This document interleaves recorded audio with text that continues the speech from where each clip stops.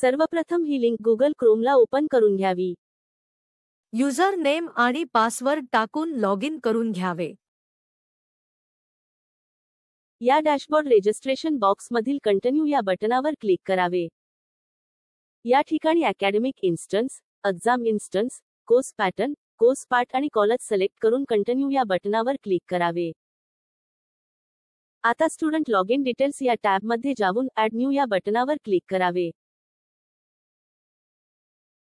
येथे student details व कोणत्याही कोर्सला ॲडमिशन घेणार आहे ते भरावे व सेव्ह करावे.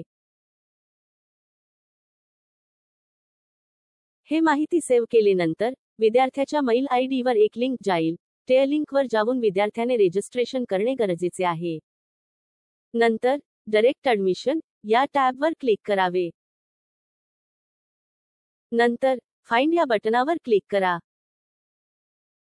या ठिकाणी रजिस्ट्रेशन केलेल्या विद्यार्थ्यांची यादी दिसेल. ज्या विद्यार्थ्यांचे ॲडमिशन निश्चित करायचे आहे त्या विद्यार्थ्याच्या नावासमोरील व्ह्यू या बटनावर क्लिक करावे.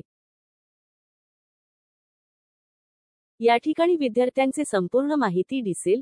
ही सर्व माहिती तपासून पहा. सर्व माहिती बरोबर असेल तर अप्रूव्ह या टॅबवर जाऊन अप्रूव्ह या बटनावर क्लिक करावे. सर्वप्रथम ही लिंक Google Chromeला ओपन करून घ्यावी. युजर नेम आणि पासवर्ड टाकून लॉग इन करून घ्यावे.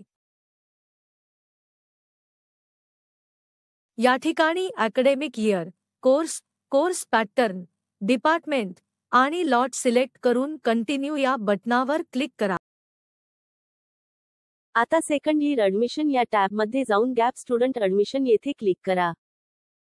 या ठिकाणी exam instance, course, course pattern, course part, branch व PRN नंबर टाकून गेट स्टुडंट इन्फो या बटनावर क्लिक करा. येथे विद्यार्थ्याची माहिती दिसेल. ती माहिती सेव्ह करून असाइन सेकंड इयर फी येथे क्लिक करावे.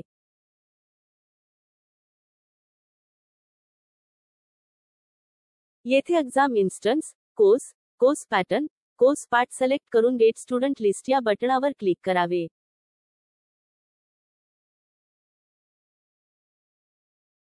येथे सर्व विद्यार्थ्यांची यादी दिसेल. त्यामध्ये ॲडमिशन स्टेटस मध्ये जाऊन ॲडमिशन ऑफर सिलेक्ट करून त्या विद्यार्थ्याचे ॲडमिशन कन्फर्म करावे.